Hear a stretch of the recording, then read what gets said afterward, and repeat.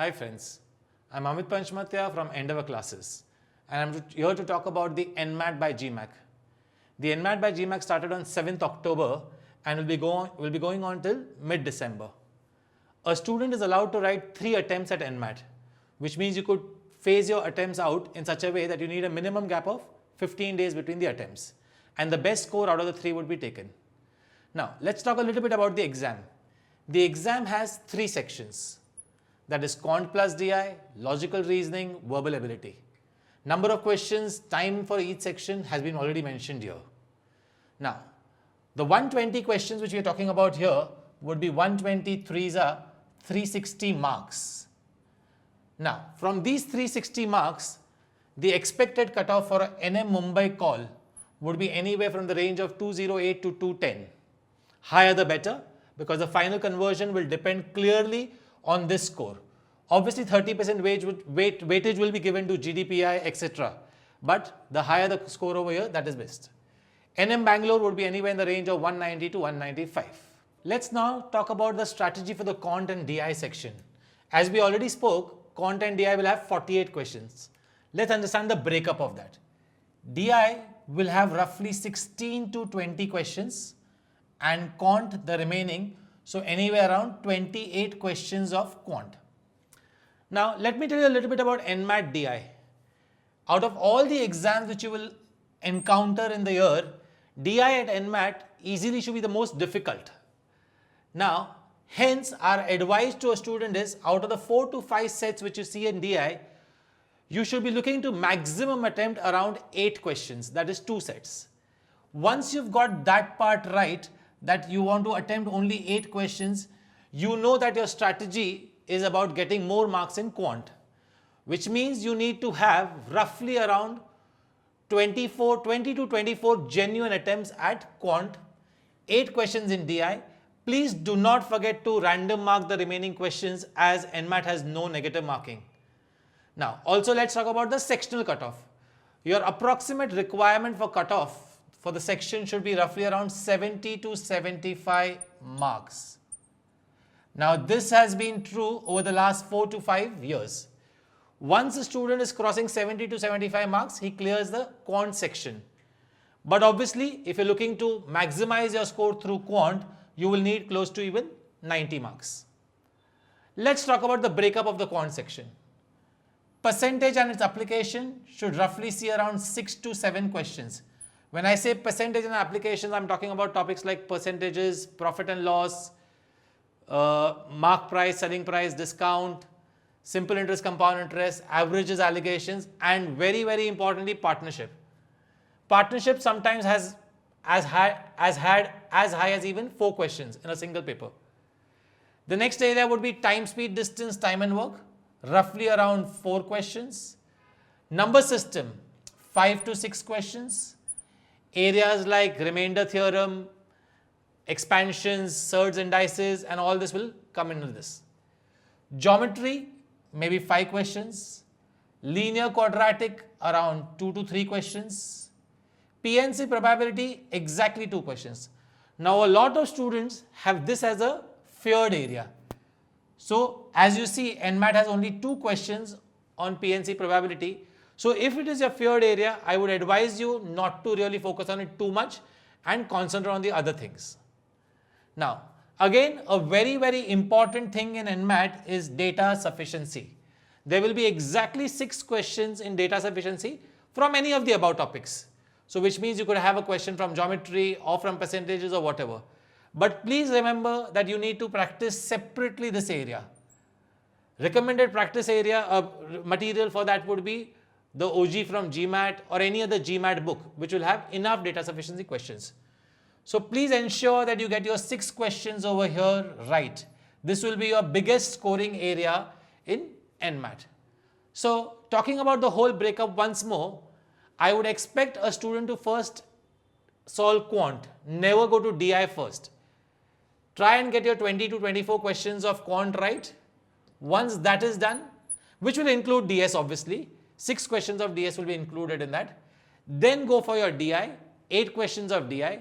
The time breakup you can take would be roughly around 40 to 45 minutes for quant and the remaining for DI. So maybe remaining 15 to 20 minutes for DI. Once you are done with this, the quant section should be easily manageable.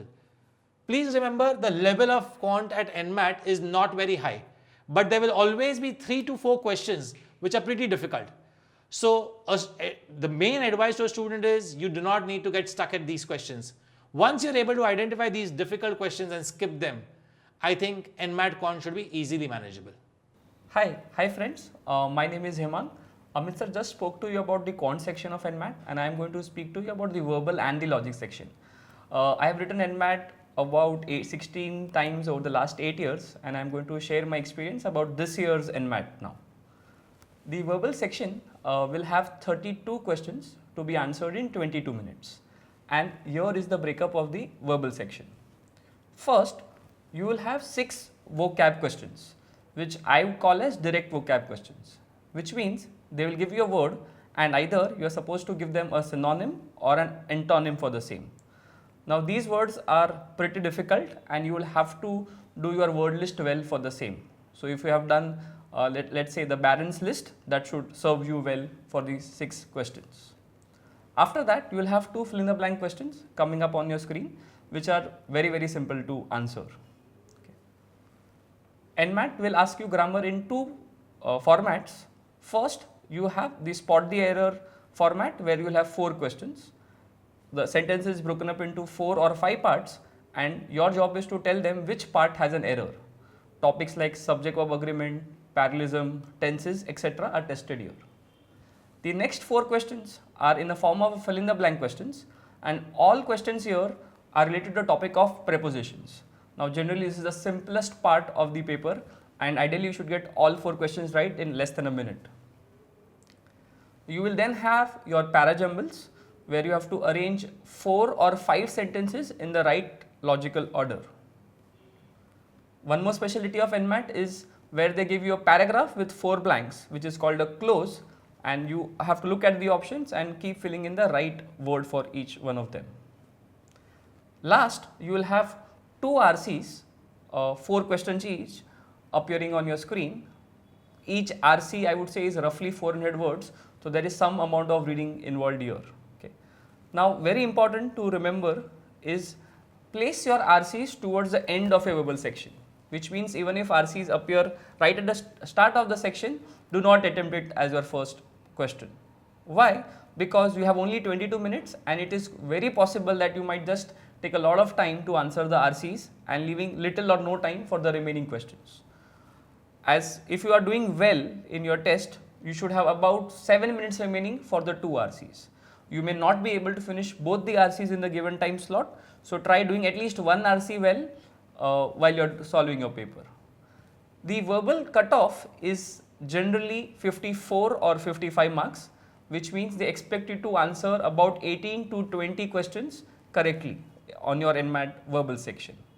Now if you look at it, we said this is a little difficult and we may not be able to answer all the questions of your RC, which means you are required to get almost all of these questions right. Maybe you can skip one of questions if it comes to parajumbles or close. The rest you should be able to manage in the given time limit. Now let's come to the logic section of NMAT. One thing about logic section, most people tend to take logic a little lightly than they take, let's say, a quant section. But from my observation of NMAT, the logic section is actually the one where most people fail to clear the cutoff, and I'll tell you the reason for the same. First, logic is composed of 3 very distinct areas. The first one is what I would call as verbal reasoning. This is nothing but critical reasoning from the verbal section. So you would have questions from question types like assumptions, conclusions, strengthen the argument, weaken the argument, what is the course of action to be taken. Okay. Here they also include logical set theory, popularly also called as syllogs. The second type is where you will have 4 sets coming to you. Now these sets are generally where you have to arrange data. So for example, they will say, okay, there are 5 friends, 5 dishes that they like, 5 places they want to sit, and you have to arrange the data in a format. We all have done these questions multiple times, but what makes it a little difficult to crack here is the data is generally humongous. So instead of asking you to arrange it for 4 friends, they might ask you to arrange it for 6 friends. Correct. So the questions are easy but time consuming. And if you do not keep a track of your time, it is very possible that you might spend a lot of time here and hence not have enough time to move to the other topics. So generally we'll have 4 such sets.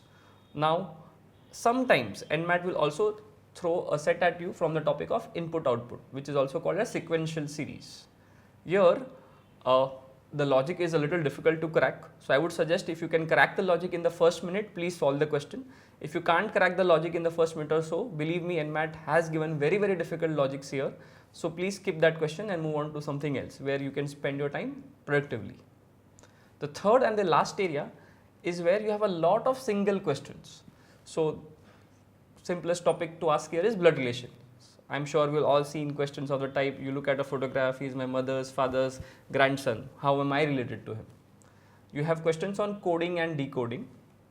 You also have a lot of questions on series, both number series and alphabet series. Again, if you can crack the logic well in the first attempt, please go for such questions. But if you can't get the logic, I would say no point wasting too much time here, because at the end of the day, it's just one single question. There is a fair amount of weightage on set theory and puzzles. Now puzzles are asked in an interesting format in NMAT. So they'll give you a diagram with 4 or 5 numbers. You have to figure out how do the 4 numbers give you the 5th number. Correct. This year, interestingly, NMAT also had a caselet appearing in some of the slots. Okay. So if you look at the cutoff for logic, it is generally in the range of 60 to 65. So you are expected to get about 22 odd questions right out of the given 40 questions. If very likely that you may not be able to finish all the 4 sets here, but beyond that everything else is manageable. So if you can have 30 to 35 attempts, closer to 30 in logic, I think you will clear the cutoff for logic. Last 2 comments from our side. One, a lot of times I mentioned that when you can't attempt something, please mark the answer randomly, because NMAT has no negative markings. Now please remember, this is not a paper pencil exam, so it is not a very good idea to first solve all the questions, go back to the first question and start marking the answers randomly, because this is going to take a lot of time. So the approach here is, when you see a question, decide for yourself, are you going to attempt it, yes or no? If the answer is no, mark that random question right away. So my point is, for example, if you do not know the answer to one set, pick up your favorite number, mine is 3, and keep marking the answer as 3 for all of the questions then and there. Do not wait to come back to the set again, because that's going to prove to be very time consuming. Second, look at NMAT as a question as an exam where you need to answer roughly 90 of the 120 questions asked. So in a way, you have to intelligently select which are the 30 questions I don't want to attempt. If you get this question selection right, I think you will be among those 3000 odd students who would clear the cutoff of 210 and hence be called for the next round of GDPI. I hope you found this video useful. You can post your comments on the link below. Thank you so much.